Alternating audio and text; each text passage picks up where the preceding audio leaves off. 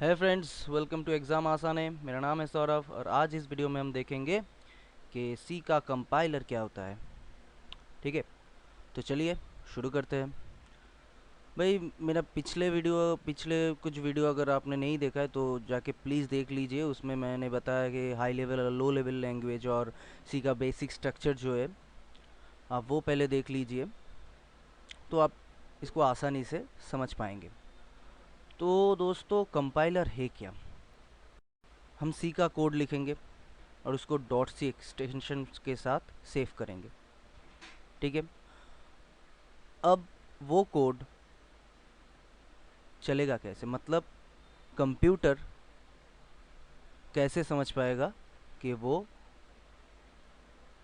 क्या है, क्या चीज़ है? मतलब उसको तो इफ़ एल्स या कोई इंग्लिश लैंग्वेज या सी का जो कोडिंग है उसको नहीं पता।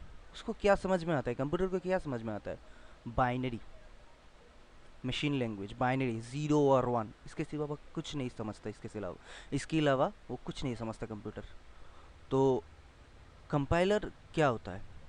चलिए, कंपाइलर क्या करता है, वो सी के कोड को मशीन लेवल में, मतलब कि ज़ीरो और वन में कन्वर्ट करता है। ठीक है, तो पहले बेसिक एक डेफिनेशन पढ़ते हैं। What is compiler? A compiler is a program that translates a source program written in some high level programming language such as C, Java into machine code। मतलब कि कंपाइलर एक प्रोग्राम है basically, और कुछ नहीं है। एक प्रोग्राम है जो सी के कोई भी हाई लेवल लैंग्वेज के सोर्स कोड को, कोडिंग को, वो मशीन कोड यानी बाइनरी में कन्वर्ट करता है। तो एक कंपाइलर सिर्फ एक चीज़ नहीं है, इसमें बहुत सारे के मॉड्यूल होते हैं। ठीक है, कंपोनेंट्स ऑफ कंपाइलर, ये 4 मॉड्यूल पर, मतलब कि ये जो टास्क है पूरा, आप ऐसे समझो कि ये एक आदमी नहीं परफॉर्म करेगा। ये 4 डिफरेंट डिफरेंट मॉड्यूल, ये समझो कि 4 डिफरेंट डिफरेंट लोग ये परफॉर्म कर रहा है। 4 डिफरेंट डिफरेंट मॉड्यूल ये परफॉर्म कर रहा है। पहला है प्री प्रोसेसर, फिर कंपाइलर, फिर असेंबलर, फिर लिंकर। मैं शॉर्ट में बता दूँ यहाँ पे क्या होने वाला है। ये जो प्री प्रोसेसर है, वो यहाँ पे सोर्स फाइल होगा, सोर्स फाइल जाएगा प्री प्रोसेसर पे, प्री प्रोसेसर एक फ़ाइल जनरेट करेगा, वो जाएगा कंपाइलर पे, कंपाइलर एक फ़ाइल जनरेट करेगा, वो जाएगा असेंबलर पे, असेंबलर जो फाइल जनरेट करेगा वो जाएगा लिंकर पे, और फिर आपको डॉट ई फाइल मिल जाएगा। ठीक है, मतलब आपका जो आउटपुट डॉट ई फाइल आपको मिल जाएगा लिंकर पर आने के बाद। तो प्री प्रोसेसर से कंपाइलर, कंपाइलर से असेंबलर, असेंबलर से लिंकर। अब ये क्या फाइल जनरेट करते हैं, किस तरह करते हैं, ये हम नेक्स्ट अब देखेंगे। तो दोस्तों, ये आपने एक सोर्स कोड लिखा है, मानिए ये एक कमेंट लाइन है, डेमो प्रोग्राम। ये एक हेडर फाइल है। हेडर फाइल को मैं अगले वीडियो में एक्सप्लेन करूँगा। और ये आपका मेन फंक्शन है। कर्ली ब्रेसेस कर्ली ब्रेसेस से ओपन हो रहा है, कर्ली ब्रेसेस से ख़त्म हो रहा है। इसमें एक सिंपल सा प्रिंटफ का कोड लिखा है आपने, प्रिंटफ हेलो वर्ल्ड, और उसके बाद गेट से एच। मैं सबको एक्सप्लेन करूँगा, आप अभी इतना डिटेल्स में, कोडिंग के डिटेल्स में मत जाइए। बस ये समझिए, ये एक सिंपल सा कोड है सी का। अब ये कोड जाएगा प्री प्रोसेसर में। जब आप कंपाइल बटन पे प्रेस करोगे तो ये जाएगा कहाँ पे? प्री प्रोसेसर पे जाएगा। प्री प्रोसेसर इसको क्या करेगा? प्री प्रोसेसर आपको ये कोड रिटर्न करके देगा। मतलब प्री प्रोसेसर ये कोड बना के देगा। क्या कर रहा है? पहले ये जो कर रहा है, ये जो हम कमेंट्स लाइन लिखते हैं इसको हटा देगा। ठीक है, कमेंट्स सभी लाइन को हटा देगा। उसके बाद क्या करेगा?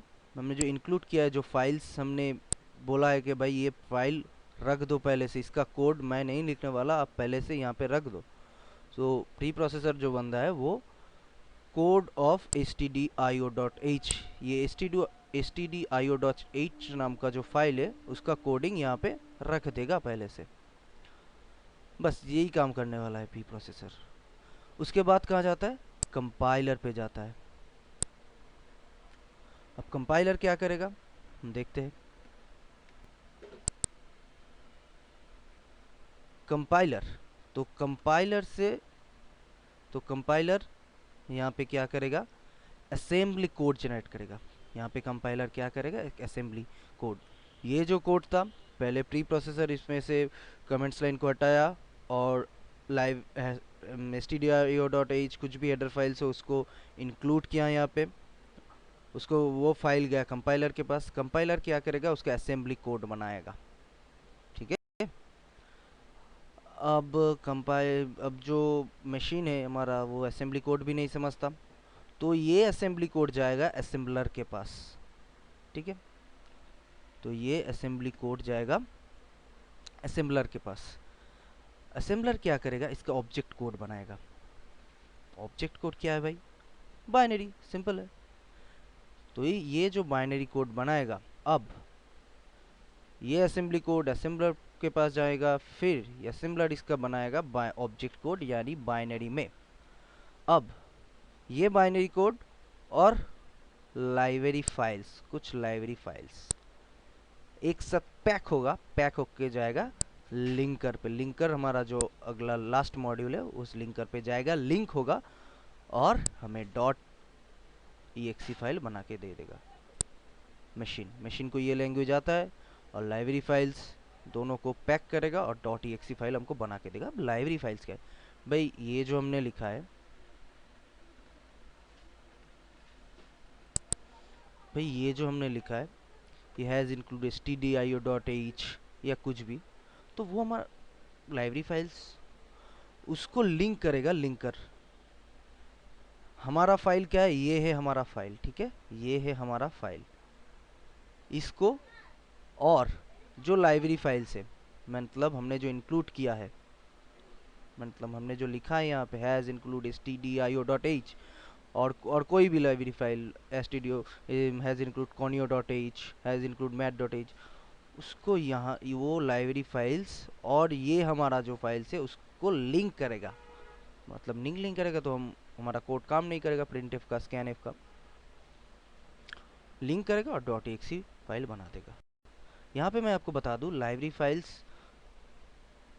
सिर्फ वो नहीं कि जो .h एक्सटेंशन के साथ हेडर फाइल होता है। लाइब्रेरी फाइल्स यहाँ पे वो भी फाइल लिंक होगा जो कि यूज़र बनाता है। मतलब कि आप मान लो कोई बहुत बड़े प्रोजेक्ट में आप काम कर रहे हो,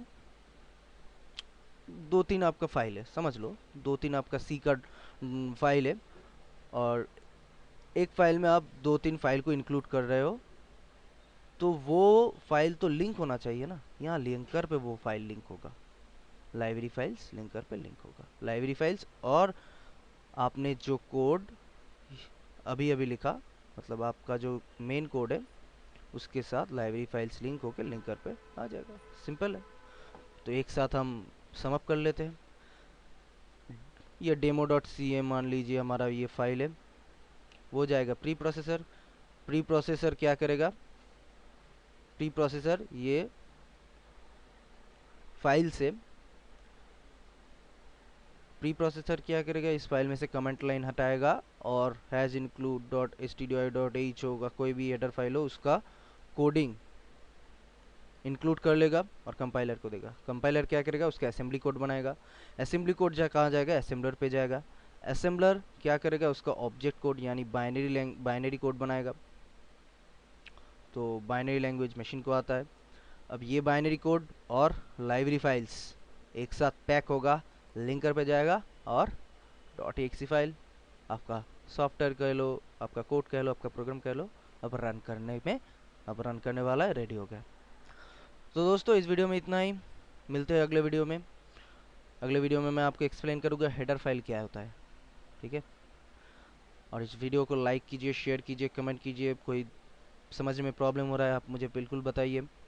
ठीक है, तो चलिए दोस्तों, बाय बाय, टेक केयर।